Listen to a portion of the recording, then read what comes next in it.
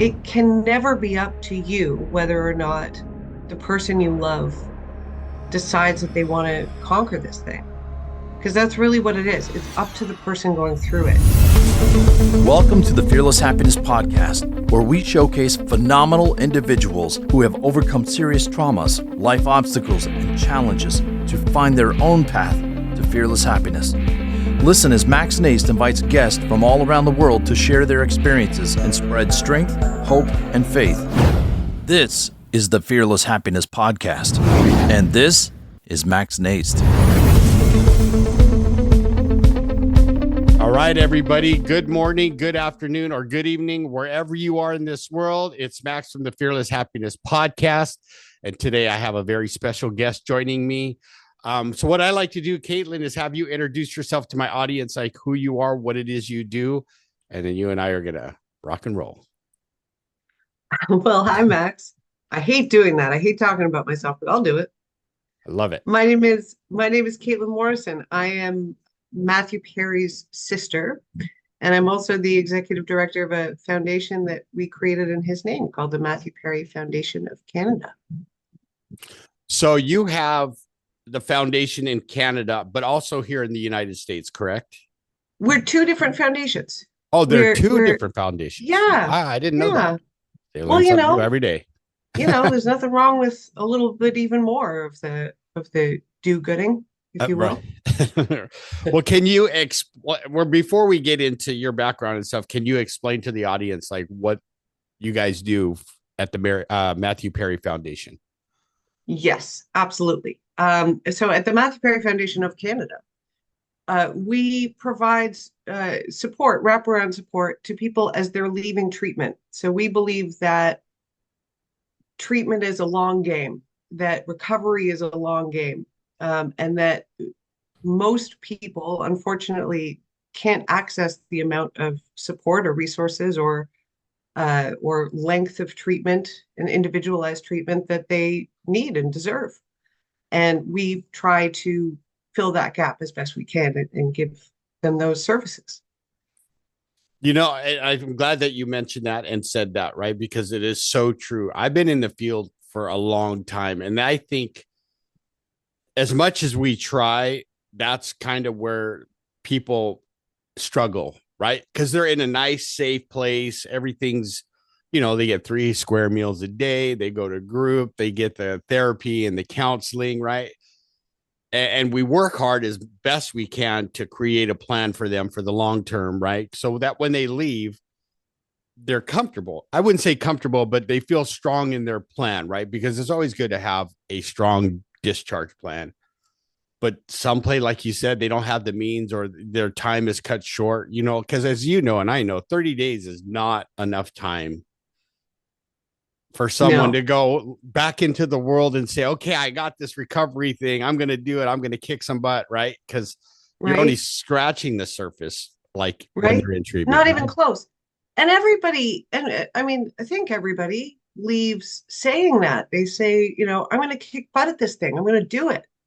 But then they're back in all of the difficulties, all of the relationships that might not be healthy relationships, and the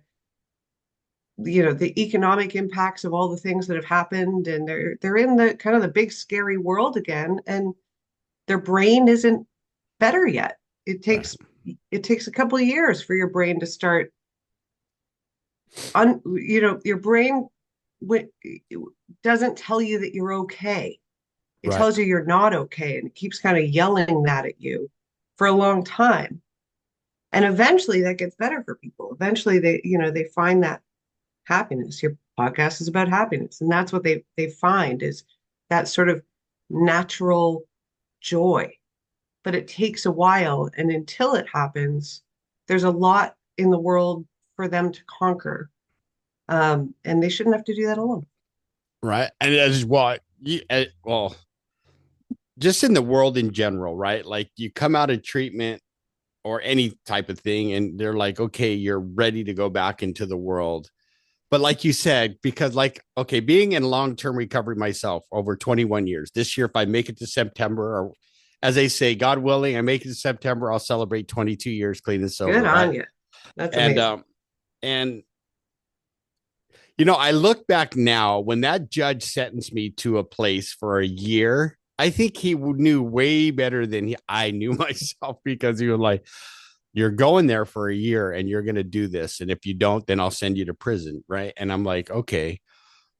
But I understand that thinking, because when I think back, there was part of me that said prison. Okay, I can do 3 hots and a cot. Like, I'm used to that. Like, let's, right. I might see friends. Like, here's how my brain worked. Right. Like, I'm going to see friends in there and they're going to take care of me. And like, that's not true. But, you know, like, I can do this because I've created such different behaviors. Right. You know, and Yeah. it's like with the addict, right? We're so used to that chaos and the way, you know, we think it's going to be different every time we stick a drink or a drug in our system, thinking, okay, I can do it one more time. It's going to be different.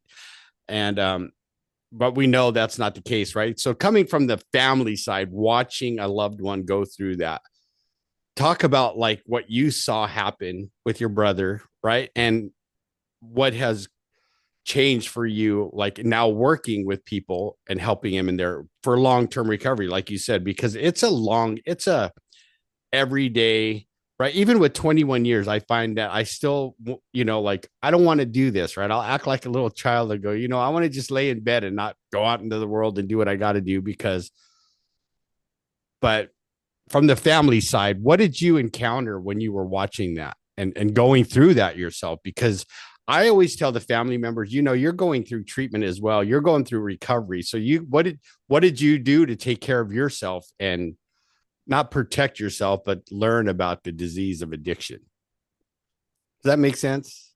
It totally makes sense. It totally makes sense. I'm not sure which part of it to touch first, but it completely makes sense. So I think uh, my experience probably is not very different from anybody who's seen a family member go through that, or a loved one, whether or not they're in your family.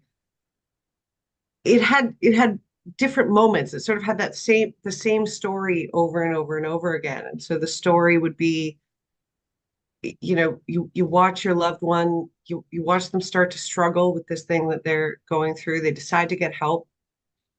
You see them for the first time. You go to family day or something, right? You see them for the first time back to that person you remember, back to sort of that great spot where they're full of, they got that brightness in their eyes again, that you feel like you're really connecting with them again on a deeper level than you have in a while. And you're just hopeful and you just think, well, this is great. It's better. Everything's good. And then of course it's not always good because, your brain beats you up for a long time. And as you say, they'll go through moments of like, wow, it's a nice sunny day today. Might be they do go back out and try that thing again. Right. I'm sure it'll be fine. And it isn't. And so you kind of watch that again and again, and maybe a little bit of frustration creeps in as you watch somebody try to go for it again, and you see that smile again, that light in their eyes, and you wonder, is it really going on this time? And for me, I always feel a lot better about something when I understand something more. So I dove into learning about addiction, about the brain, about the neurology of things, about, recovery, going to, all the support groups that are out there for family members, learning about the experience.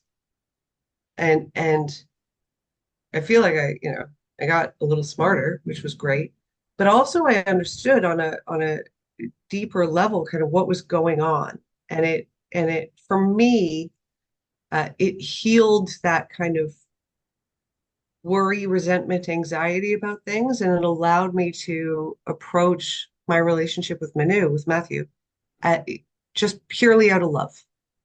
Just like, let's look at the best things that are happening every day when we're together. If you're struggling, we can still laugh. If you're doing great, we can celebrate that. But by understanding the disease part of it, the the physical part of it that goes on in your brain Right. and where that comes from, it allowed me to get rid of any of like you know, that this is something that they're doing. This is something he's doing on purpose. This is something he keeps going after, and that makes him a crazy person, right? Right. And instead, it just, I was able to maintain that relationship our whole lives of, uh, you know, that just sort of loving, wonderful, let's enjoy everything we can together relationship because I understood more. See, and I appreciate hearing that, right? Because a lot of people don't educate themselves. They only see, what they see in the media or what they see on the streets, right? Like everybody's that guy on Skid Row or, with a brown paper sack or the needle in their arm.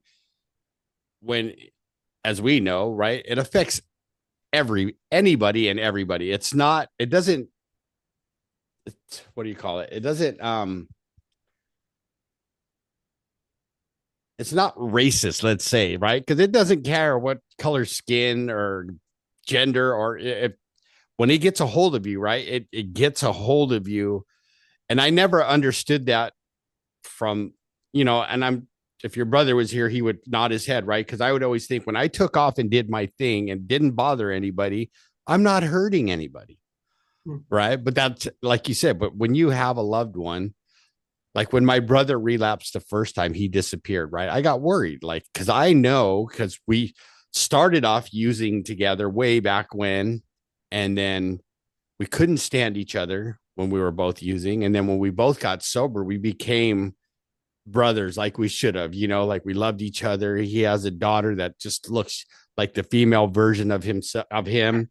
And you know what I mean? And it brought us back together. And then when that happened, it was like, shock. Like, how come he didn't come and say anything, knowing I'm not going to judge him because I'm just like him? But like what you said, at the same time, I understood what the brain's going through, and he was in a dark place, and you know what I mean? And so, like, did you notice that his addiction when he was young, when you guys were younger, or was it more as he got older and like you noticed changes happening? It's a good question. I mean,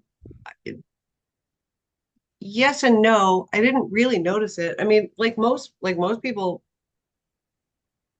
that's part of the deal, right? Right. You get really good at not showing that to people. Right. And also, he's a very good actor. So layer that on top of the very good at not showing that to people. I didn't really know about it until he actually had to go somewhere to get Okay. help. Okay. Because I knew he was somewhere getting help. So I knew about that. Um, Throughout our lives, I got to the point where I could kind of tell if things weren't going great because what what he would do, and it's interesting because he ended up talking about this a lot, but what he would do is he would retreat a little bit, right? Like he'd be alone. So in moments where, I found that I was the one reaching out instead of the other way around, or rather than having sort of those bigger, longer conversations, things Right. were like as short as they could be. He would do that. And I think that's why he knew that when he went around talking to people and saying, hey, it's good to ask for help, always ask for help. He would say, this addiction thing, it wants you alone. It wants you alone because that's when it can do what it really wants to do, which is Mm. kill you. Because when you're alone, it has all the power. And as Yep. soon as you start to talk about it, as soon as you admit what's going on, you take so much of that power away from it and you give that power back to yourself. And the people around you they'll swarm at you Hmm. because they love you and they want to be that help for you. And so I think he learned that from his own experience. And yeah. And when I was reading his book, like I could relate to a lot of his story, right? Where he does talk about that, where he would just retreat from everybody and lock himself in his house and just block everybody out. And it brought back memories of the times I would do that, where I would just disappear on everybody, and then we come back and act like nothing. Hey, I'm good. Hey, sit, like, just for like, hey, sis, how you doing? And you're looking at him like, Mhm. dude, I haven't talked to you in a week. Where have you been? You don't need like, I've been Right. around. Right. And you're right. We become the master manipulators, right? Even to ourselves, like we'll talk ourselves. That's why it's such a horrific disease, right? I've always been taught, like in the rooms, by mentors that always said, look, that disease wants you dead, but it will settle for miserable, right? And it loves you there because you'll depend on it. And at first I didn't understand, like, what are you talking about? Like at first I shared this one time, this third meeting I ever went to, this little old lady, old timer, says, I got good news and I got bad news. And I'm waiting and I'm like looking at her, right? And she goes, the good news is you get to feel, but the bad news is you get to feel, right? And for a lot of us in recovery, that's the hard part in the beginning, is having to feel all those emotions and stuff that we go through, and like going through treatment and sharing stuff with our families, and and looking at them, look at us like, I didn't know that, because I remember one of the very first speaker meetings I got to speak at, my aunt wanted to come. And I told her before, I'm going to be open, so be prepared, right? My mom was like, you thought I didn't know that stuff? And my aunt was like, I'm never coming back again. I don't want to look at you. And, but what I have learned over the years, right, is that part, like you said, in my doing my research, right, I relapsed 4 times in the place I went to, and almost made that, I came to that point like your brother, where it was like, I'm either going to do this or I'm not. And I'm either going to die doing this or I'm going to go to prison for a while. And I just had that moment where it was like, I don't want to do that. Right. So I asked God for help. I need you, God, you keep me sober. I will do the work to stay sober. And, here I get to have this amazing conversation with you, because now listening to you, I'm listening to try to listen from my family's point of view of what I put them through, or what my brother, because, thank God I gave my mom 14 years of sobriety before she passed. And I was able to help take care of her so what happened is my sister passed of Parkinson's. 8 months later, my brother would end his life. Right. And my mom had just, so I watched her for 6 months just slowly die of a broken heart. Right. 2 of her kids, one being her baby. And it made me really think about, like, how could I have done things different? Not dwell on it, but like moving forward, how can I help families understand addiction better, instead of, right? Because I've been in those situations where I've had family members drop off their loved one and say, we'll be back in 90 days. You fix them and we'll be back. Look at Caitlin's laughing, and they just look at me like, and I go, wait, that's not how it works, And so I thank God for the places that do like intense family therapy with the patient or client, whatever, participant, whatever you want to call us, and do that work. And and reading his books, seeing how much he loved you guys, and how much of a part of his process, his recovery process, that you all became, because you guys loved him so much. And my mom, I remember a story where I went out one of the times I relapsed, and my mom came to a meeting. We were supposed to go to breakfast together, and she was going to take me out to breakfast. And I still don't live that down, right? So one of my friends asked her, hey, are you here for the meeting? And she's all, oh, no, I'm here for my son, Max. I'm waiting for him. Oh, that's when I knew why my phone blew up that day. But so coming from the family's part, like, tell the audience, like, what are some of the things that they can look for? And instead of, let's not say like giving an ultimatum, right? Because I believe in, sometimes you do, but you don't have to start that way, right? But what can you do as a family member to tell that individual, like your brother, sister, or mom, dad, like, hey, I'm here for you. I want you to get help. But I'm not wanting to scare them off, because we know from experience, you and I, that it could go south real quick. Like, oh, you don't understand. And there they go. Yeah. Yeah.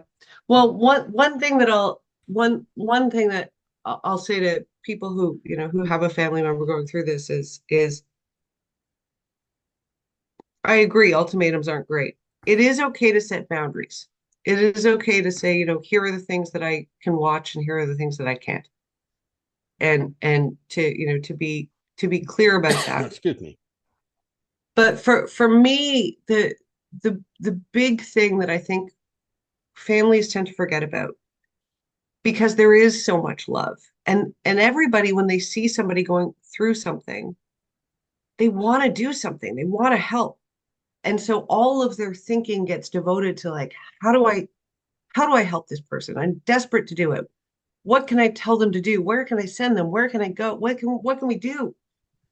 The fact is, you can't do anything. It can never be up to you whether or not the person you love decides that they want to conquer this thing. Because that's really what it is. It's up to the person going through it. What you can do as a family, and what I found kept me, like, centered and okay through everything, was let them know that you love them. Always, no matter what, you love them and you're here. And the minute that they need you, the minute that they want you for anything help wise, you're there.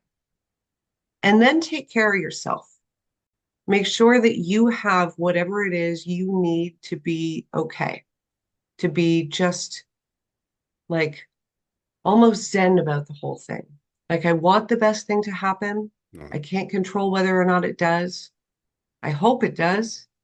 But in the meantime, what can I do to make myself feel all right? To find the thing I can smile about every day.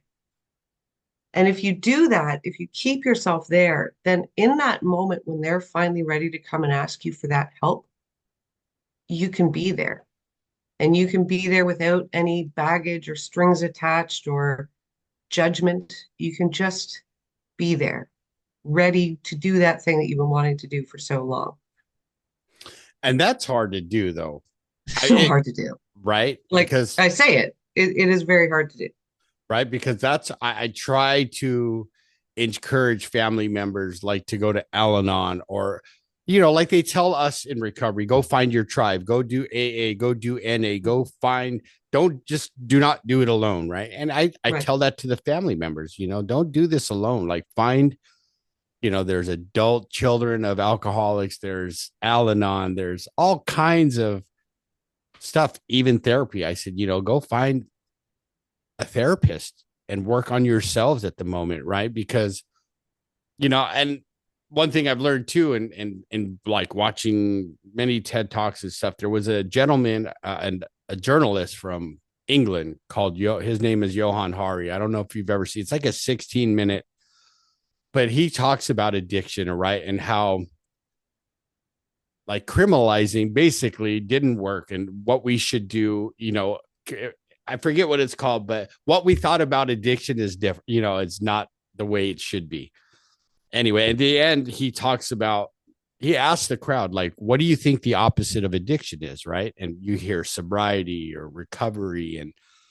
And he goes, those are good answers, but that's not what I'm looking for. And he says, it's connection. Right. And that falls into what you said, right? Like, loving them, letting them know you love them, but having boundaries. But I know for me, when I got to a point, and I'm sure you saw this with your brother, like, the more you came at me, the more I turned away and said, like, if you told me not to do something, I'm going to do it anyway. I'm going to go. Right. And like I said, right. And reading his book, it felt like, when, especially his loved ones and the ones closest to him, he would always, in the beginning, turn away from that, because it was like he didn't understand, like, they loved him, but you know what I mean? He didn't understand the tough love, and because that is tough, because I know a lot of friends in recovery have been the same way, right? When they get told not to do something, right? I'm going to do the opposite, right? And then I understood where my mom came from when she said, "Go ahead, do it, but you're not going to do it here. I love you." Right. Like the last time I was in jail, she said, "I love you very much, but you're no longer welcome at my home. If you come near my home, I'll call the police." Right. My neighbors are going to do the same. And I'm like, I thought you were my mom. And like when I told her, because she asked me, "What are you going to do?" I said, "I don't know." She cried. And I'm like, "Why are you crying for?" She goes, "Because that's Yeah. the best answer you ever gave me." I had stopped giving her those empty promises. Like, "I promise I'll get better. I'll go get a Yeah. job. I'll go find the kids so you could be grandma again. And so I could be a dad." And I mean, addiction is one of the toughest things I've seen take a toll on a family, right? When there is a loved one, because like you said, either they want to surround and help, but they don't know how to do it, and it drives the addict or the alcoholic away. Or it's just, yeah, I'm still learning. You know what I Yeah. mean? I'm still learning on what the best approach is, but I always learn that meeting them where they're at and trying to understand where they're coming from is best, right? And I'm sure as Matthew's sister, you came to that point eventually, like, I just got to meet him at where he is right now, love him, and just let him know I'm in your corner, but I'm not going to take your BS like my mom told me, like, do what you're going to do, but I love you. But going through that with your family, I'm sure it was like really tough on your mom and stuff like that. And like, how did the rest of your family members handle watching your brother go through that? Especially like when the book opens, when I hear about his first time in the hospital, I'm like, right. Most people, like, I let my wife live that. She's not an alcoholic or an addict, right? I let her listen to that and read that because I did both. And she's like, "I don't know how you know what I mean? Like, is this fun? How did you guys react? Because that was a horrible thing he went through in the hospital I'm like, wow. And he survived that. It was horrible. It was horrible. I mean, we were all there. We spent weeks. It was weeks. Um, not sure what was going to happen, and sort of sitting beside, uh, sitting beside this kind of guy, almost a ghost of a guy, hooked up to every device that you can possibly imagine. The thing for us is that we always, with my family, we always had each other. We always were there with each other through all of it. So in the difficult moments, you can cry together. You can find some distance from that crying by laughing about stuff. By, you don't even know if the person that you love is going to wake up, but you can still sit there and talk about how much you're going to give him a hard time about all this when he does wake up. And so, I'm very lucky, I think, because in all the siblings, we got each other. We know each other really well. We're all going through it at the same time. And I think, that seems to be sort of almost the theme of our conversation here, is talking about not being alone, talking about having other people and the power of that. And it's watch me pivot now to talk about the organization. There you go. It's the centerpiece of everything. It's the way that we approach everything at Matthew Perry Foundation of Canada, and it's because and it's that idea that nobody should have to face any piece of this alone.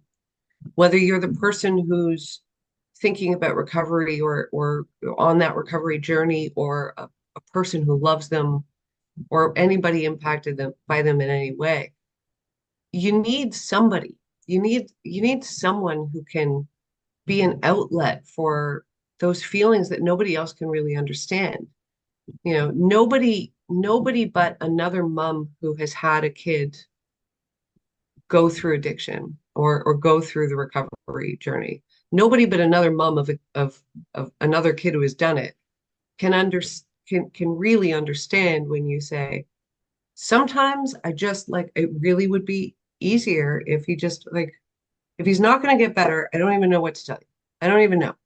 Right. And then nobody but another mom will understand the kind of guilt that comes along with thinking things like that, or the kind of sort of additional shame that you feel kind of tamped down on you when you think about all the things that you're going through.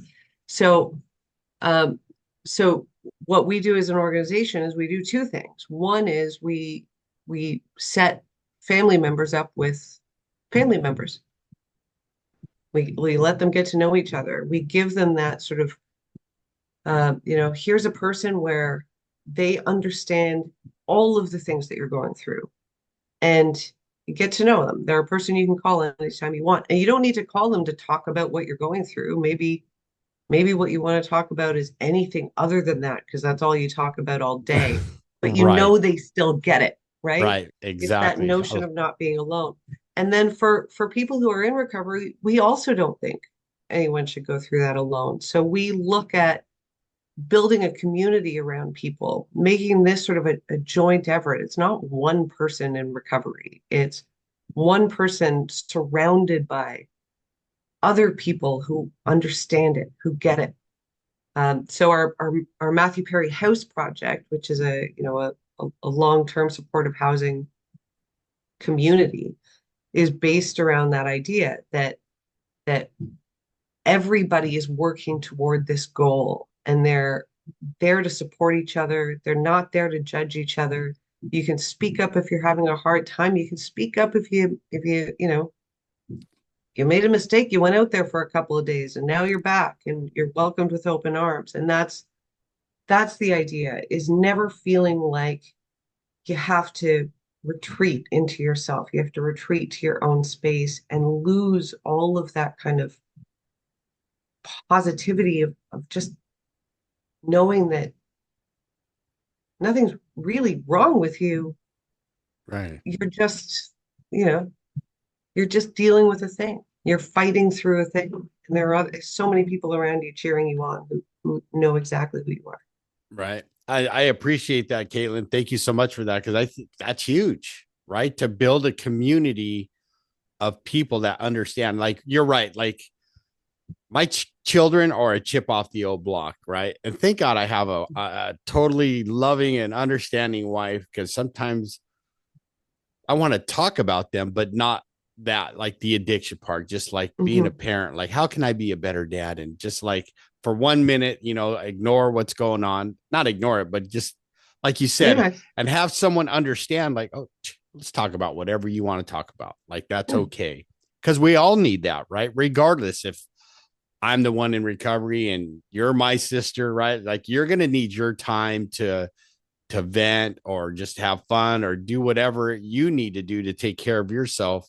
And that's something that I think I fight for too in the drug treatment, is to have that long term, right? Not just an alumni, which is great, right? Where they can come back, but for the families too, like somewhere they can go to if, like you said, so and so decided to go out for a couple days, right? Like, where can I go to let loose a little bit and talk about my feelings and watching that happen? And right, because unfortunately sometimes we know that doesn't happen. They don't get to come back.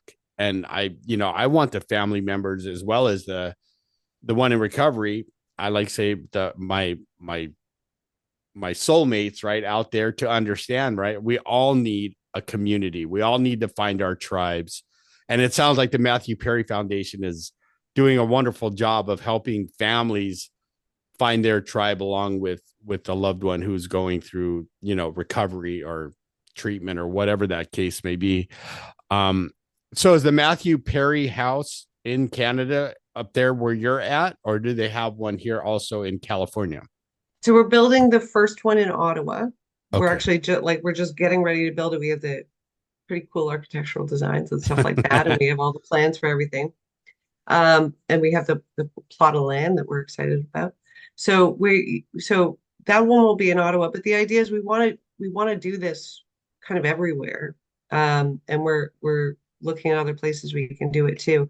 There's so much need out there. Like there are so many people out there who this is, this could mean the difference between like an extraordinary prosperous life, and like being on that roller coaster of sort of horrors and moments of hope and then horrors again Right. for the rest of their lives. So it's you know, we we we want a lot of them. If we could have one in every town, every city, that'd be great. But we'll see how many we can actually get. Right. Well, I think that's gonna take off once they see, the first house, right? Because I think it's almost like what you're telling me is having, like the Ronald McDonald House for children when they're going through and their families. Like we did that. Like my stepdaughter, we lost our grandbaby 5 years ago, 3 months and a day old. When they were in the hospital, the Oh Ronald my, McDonald House took it was, you know what I mean? I still get chills in how good that place was to them. And that's what I see for the Mary Matthew Perry house doing for recovering addicts or in the process of recovery and their families, because I think I saw a picture of what they wanted to look like, right? The house. And I'm mm, like, man, I would have never left. They would have had to kick me out if I was going through there. eh, But it's gorgeous. But like I said, my hat's off to you to bring this to the forefront like that for the families and the ones affected by the disease of addiction. Cause it's right. Like they tell us when we're going through recovery, it's the only disease that tells you don't have one, right? As a yeah, recovering addict. So our brains are telling, oh, I can forget about how bad it was a week ago or a day ago, right? And think, oh, I got this, I got this. Famous yeah. last words of many people I know, right? That end up going back out and doing their thing. But so It's what? also, it's the only disease also that you walk in to say, I have a disease, and the doctor you walk into can say, well, I'm going to give you a 28-day treatment, same that I get everybody else. And then Bob's your uncle, off you go. Yeah, right, Any other disease, if you walked into a doctor's office with heart disease, and they assigned you to a cardiologist, and you went to the cardiologist, and the cardiologist was like, well, here's what I'm gonna do. I'm gonna hook you up to a machine for a few weeks and then send you home. And I hope all's well. Hope you right, make it. The people would take that cardiologist license away. What a cardiologist will do is say, well, let's find the treatment that's right for you, and let's keep seeing whether or not that's working. And if it's not working, we're going to look and we're going to see if we can find another one. And we're going to keep doing this for as long as it takes. And even after we say, okay, you know what? Fixed, better.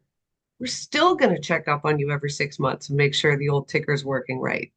And that's just that doesn't happen either. So yes, the disease does lie to you. It does tell you you don't have it. But at the same time, it's the only disease where, as a person who lives with it, you're left entirely alone to try to conquer it all by yourself. Even in the context of having meetings to go to and things like that, it's still on you. You yeah, still got to walk in the room into that meeting. You've still got to do all those things and not so um that's sort of an inequity in the health space that I would love to see um changed. I would love to see doctors and treatment providers and health ministries and you name it recognizing that this is something that needs long-term individualized care, and it doesn't need a one size fits all, but it's not long enough approach to helping people. And we can't just say you got to do it on your own, or clearly you're just not good enough. right. I'm I'm with you 100%, right? Because I'm sure you've seen out there. You go to a place, at least what I've seen, the it seems like the treatment is set up the same for everybody, pretty much, right? You're going to get these medications, you're going to do this for this amount of time, right? And I'm with you. Like, and and the reason I say that, because over time my practice as a counselor has changed too, right? I used to be that old fashioned, like the old timers in me. You don't do it my way and you don't work the steps, you're gonna die, Caitlin. Like you can't, I can't work with you. Oh my God, because you're not gonna do it my way.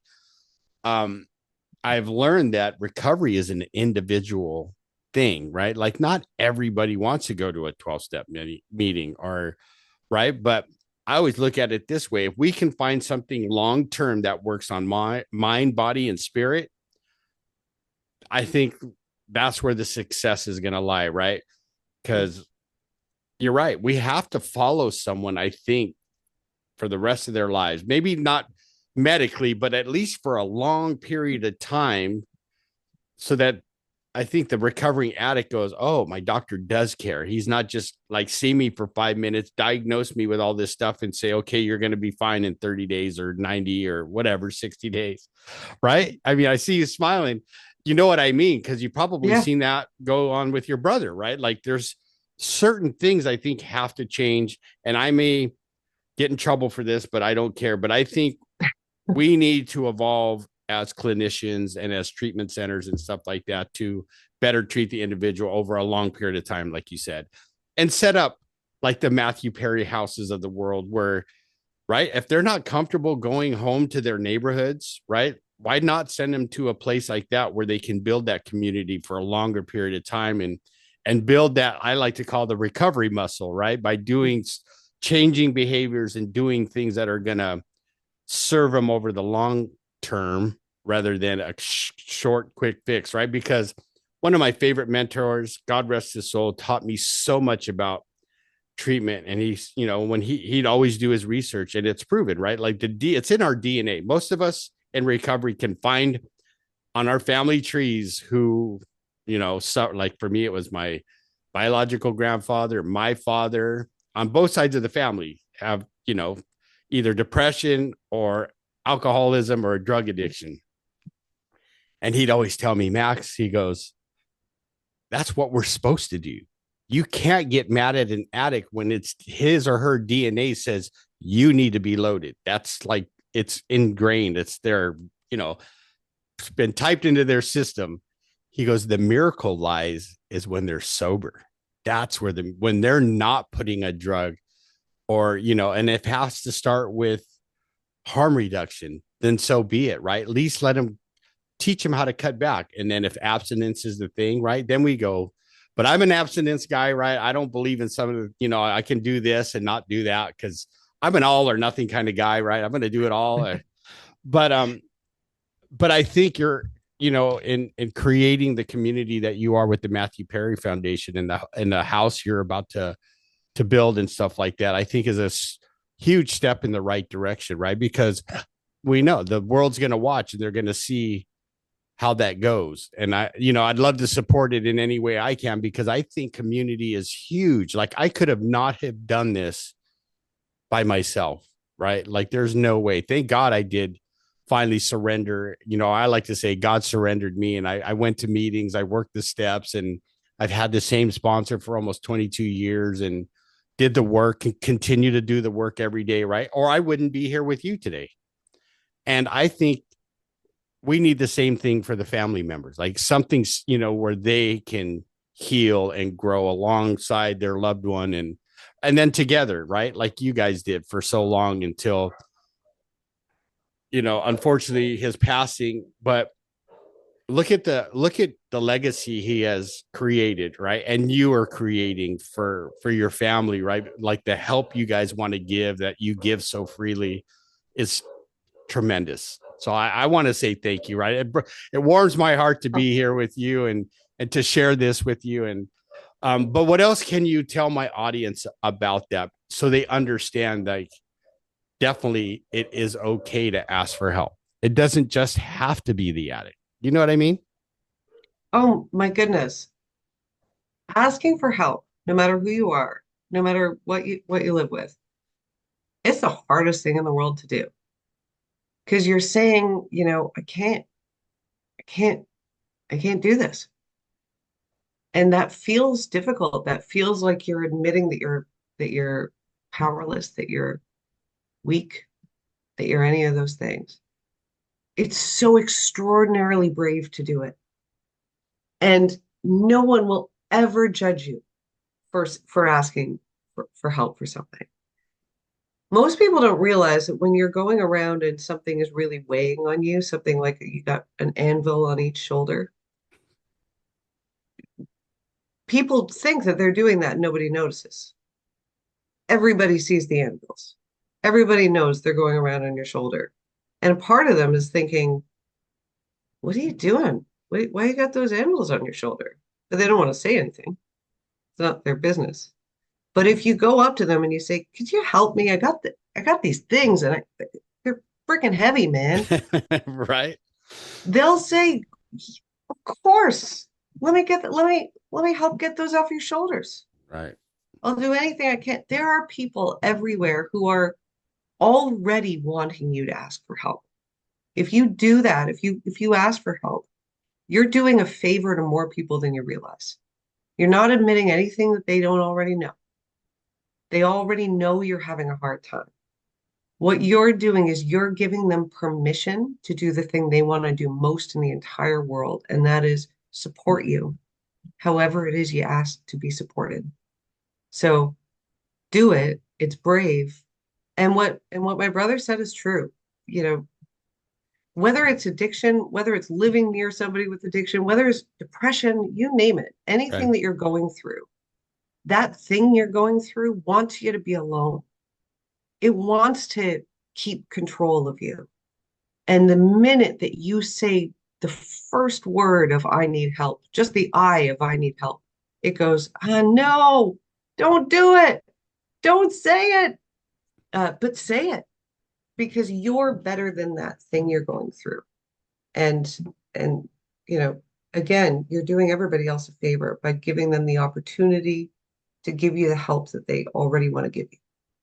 I love it because I agree. Like if you give someone the permission to help you, I mean, your world's going to change. Like you're going to see a side of people that you didn't see because you, like you said, you're stuck alone with that thing that's holding you back. And as soon as you crack that door, that door of willingness open a little bit, I mean, a whole bunch of stuff can happen. And this has been an amazing time. Thank you for being here and providing like a ton of knowledge and value to my audience.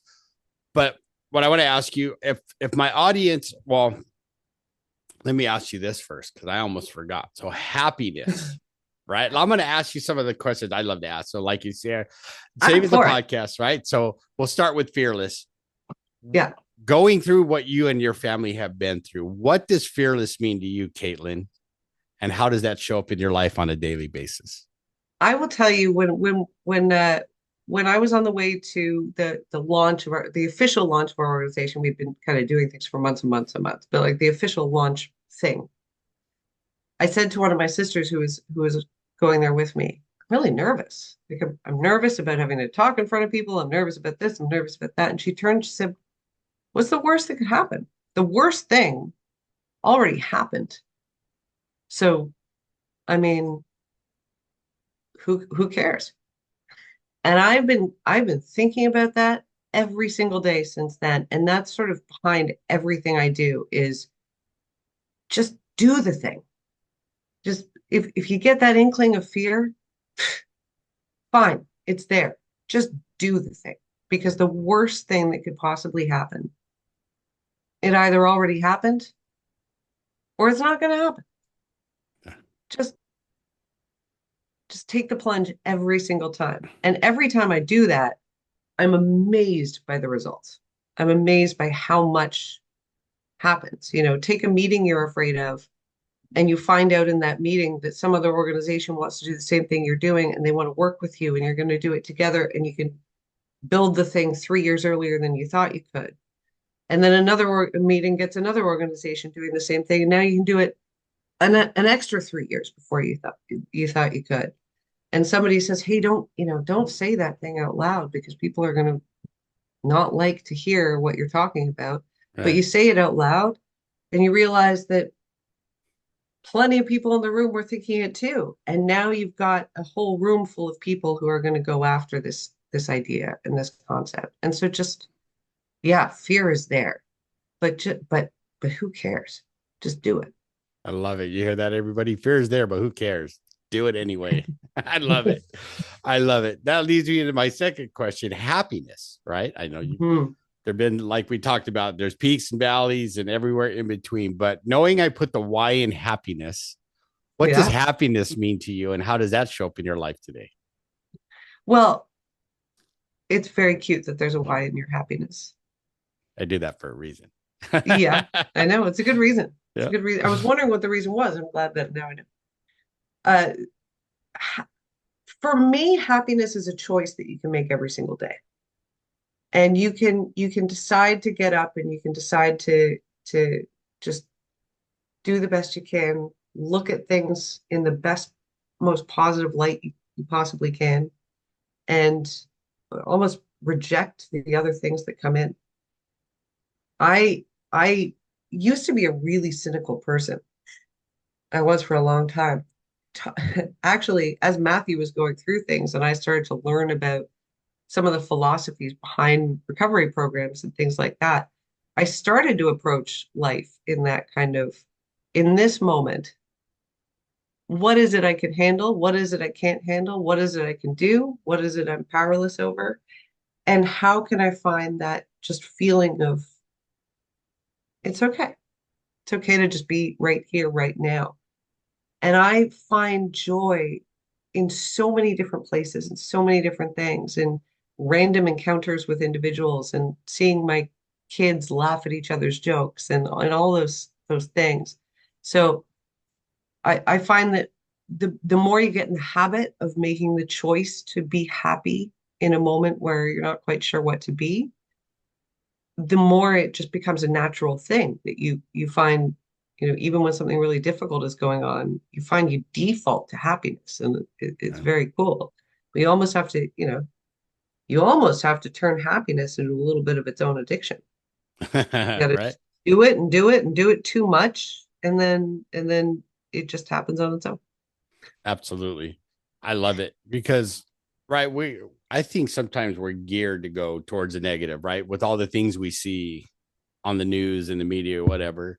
Mhm. Um, and people always ask me that too. Like, why are you always so positive? I go, because I've been on the other side and I go, I don't want, it's just, I choose to be happy. I have a lot of, I'm a grandpa of 10, Caitlin, with 11 and Oh, 12 coming. You know what I mean? I have a lot to be happy about. Right. And like you said, so there's, um, you can also be happy about looking way too young to have any grandchildren at all.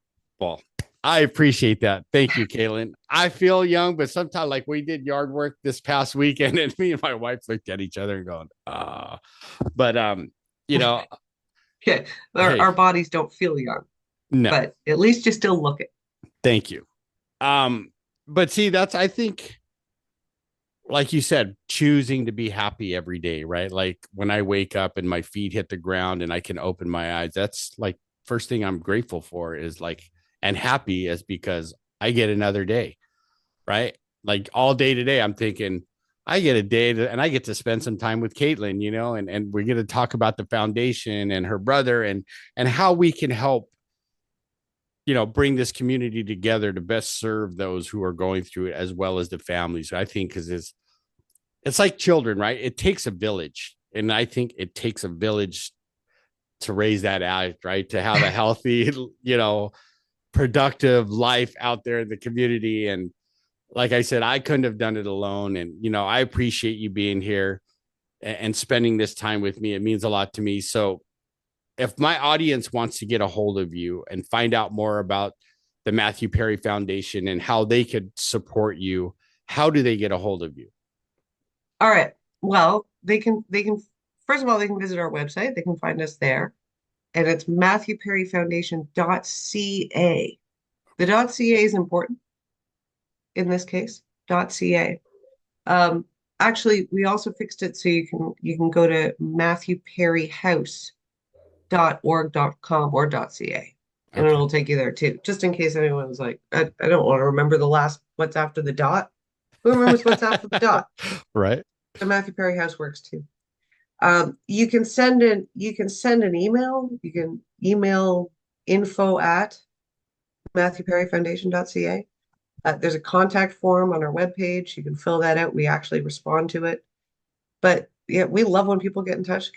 Social media, MPF Canada for everything, for all the medias that are social.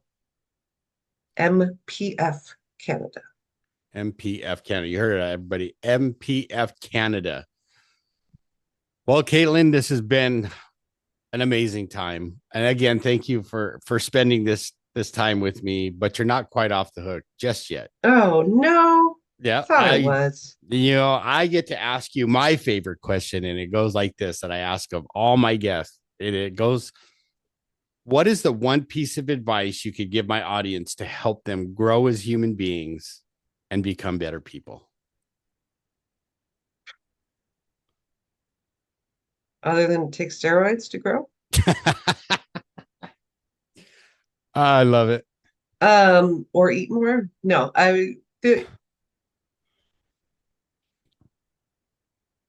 get practice in letting go of things. You can do it, some people do that through meditation, some people do that through sort of cognitive therapy, whatever it is. Get to the point where things don't weigh on you so much. And that you're able to sort of let things go.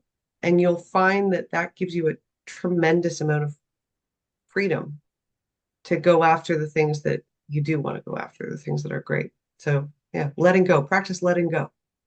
Love that. You hear that, audience? Practice letting go, especially of the things that you have no control over, right, Caitlin? Right, exactly.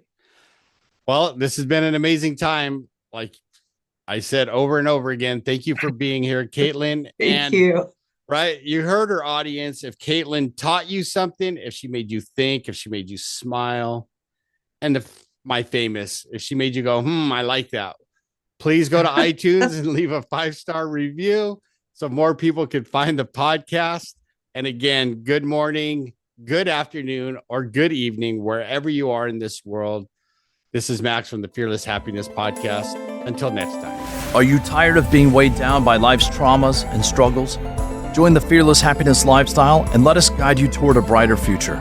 Explore our past podcast episodes and get a copy of the Fearless Happiness book to ignite your inner strength. If you or someone you love is battling addiction or facing challenges related to unresolved trauma, know that we are here for you. Visit maxnijst.org, maxnijst.org, and take the first steps toward finding your fearless happiness. Thank you for listening. This has been a production of Fearless Happiness.